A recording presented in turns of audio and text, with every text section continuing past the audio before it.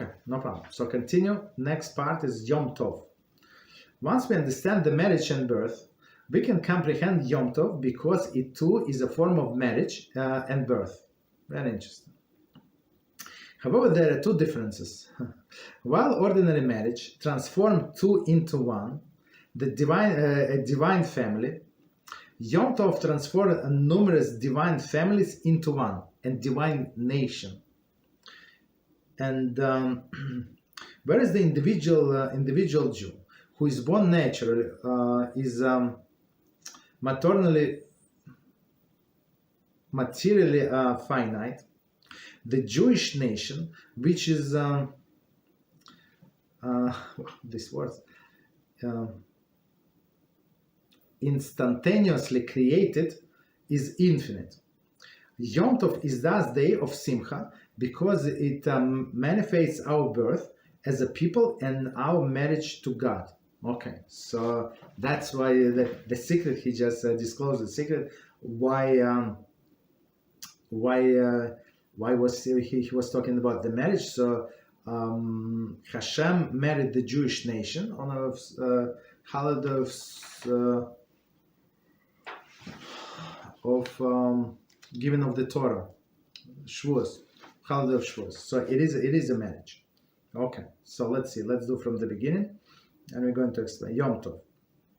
Once we understand the marriage and birth, we can comprehend Yom Tov because the two forms of marriage and birth. So that's how he connects the two together. So marriage and birth to the Yom Tov. How? Right? However, there are two differences. While the ordinary marriage transforms two into one, right? So ordinary marriage, there were two separate people, and they become one, and it's halachically also very significant. So in many cases, when one of the spouses does for another, it's considered 100% that that spouse does. But if children do or other people do for that person, it's not going to count. So it's very interesting. There is a special bond in even in Halachah how to treat the couple. Okay. So they in spiritually they become one, and right spiritually they become one. Okay. Well, ordinary marriage.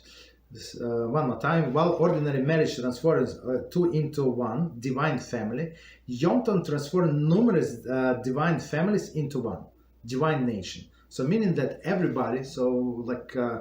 I give this example that just came to my mind, right? If it's a wedding in your town, so some people are invited, some people not invited because we're not part of the celebration. We have no idea who these people are getting married. It's very interesting, right? But there is still celebration. So for them, it's the biggest holidays, the biggest celebration of their life, right? Hopefully.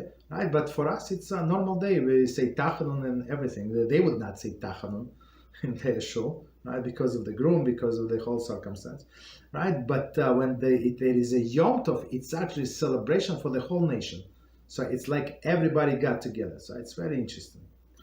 And whereas the individual Jew who is born naturally is materially finite, right?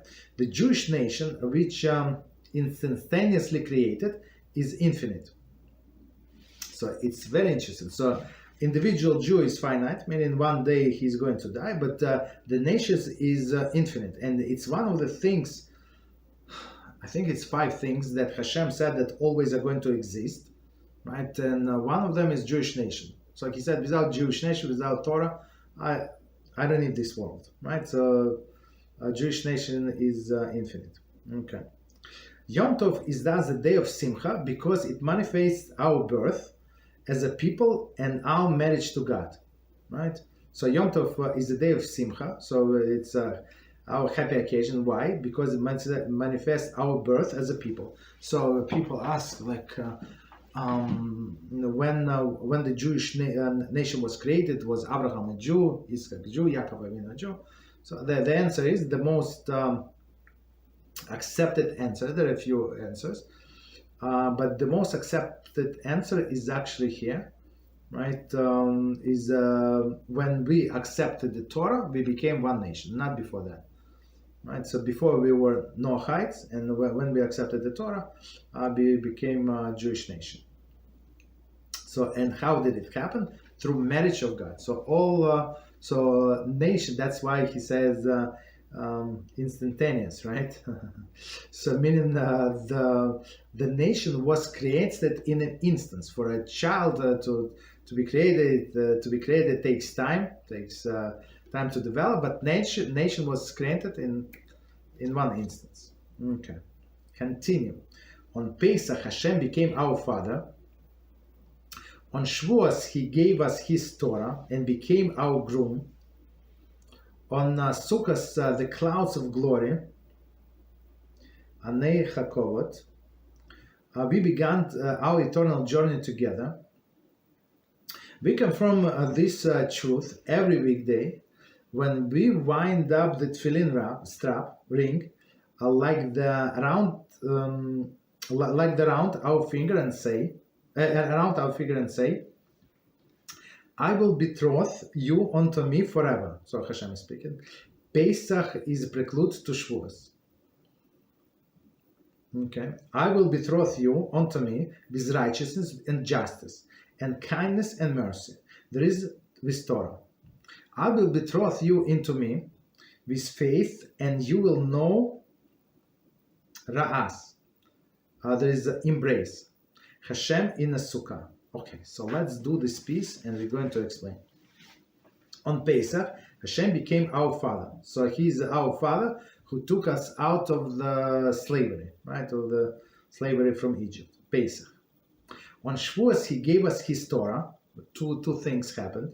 Right, and He became our groom. So that, and He married in some sense, or became groom of the nation of Israel. Two things happened on Shavuos. So first, when we count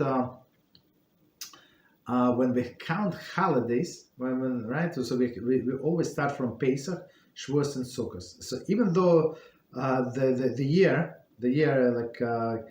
counting of the year starts from Tishrei, right? But we know that Tishrei, when Rosh Hashanah is. Tishrei is actually 7th month, not the first. And what is the first month is a Nisan, right? So first holiday is a Nisan, meaning Pesach, and second in Shavuos, in the Sivan, month of Sivan. Okay, so He gave us His Torah, became a groom. On Sukkot, meaning in Tishrei, in the clouds of glory, we began the eternal journey together. So, and the Sukkot actually happened before that. So when we did not cross the Red Sea yet, right? The Sea of Reeds, not the Red Sea. The Sea of Reeds, we did not cross it yet, but we said that the first stop was Hashem took us from Ramses to Sukkot, right? What that Torah says. And Sukkot, there are a few explanations. One explanation is like huts, right? One explanation, but another explanation it's actually seven clouds of glory, and that's what we're talking about. And these 7 clouds of glory, what were traveling with us all of this time in desert, at least until Aaron HaKohen was alive. Okay, because it wasn't his merit. Continue. We confirm this truth every weekday when we wind up the tefillin strap like the ring around the finger and say, okay. So a man who puts on the tefillin, right? So we put on a hand, right? Then we don't put on the arm yet. So then we put on a hat, and then after we fix the hat, so we do a wind like 3 times around this middle finger, and it's like a wedding band. And there is a special, so it's proper to start praying a little early, and not to skip the thing. So there is some introductory like prayers before you started putting tefillin, and then like after you put tefillin, of course, there is no interruptions on the head, right, on the arm, and then the last things, what you do, like around the finger, there is a special paragraph when you say that you commemorate this thing, like Hashem actually married us, like. So it says, "I will betroth you unto me forever." That's amazing, right? And actually you're saying the words, and you have to do the action around your finger, like you created this ring. Forever, and say forever. Pesach is preclude to Shavuos. Okay. Pesach is preclude to Shavuos. Okay. So Shavuos comes 50 days after Pesach. Okay. I will betroth you into me with righteousness and justice. So that's Hashem said. So I expect of you to be righteous and just, right? With kindness and mercy. There is with Torah. So all of this righteousness, justice, kindness, mercy. It means like Torah. I guess that's the things that we learn from the Torah. I will betroth you unto me with the faith. And you will know there is embrace Hashem in a sukkah, right? And it's when it's special feeling when you sit in a sukkah and if the weather is good, so you enjoy it, and it's a special atmosphere. But if you don't prepare yourself for this atmosphere, you're not going to feel it, guaranteed. Okay, continue.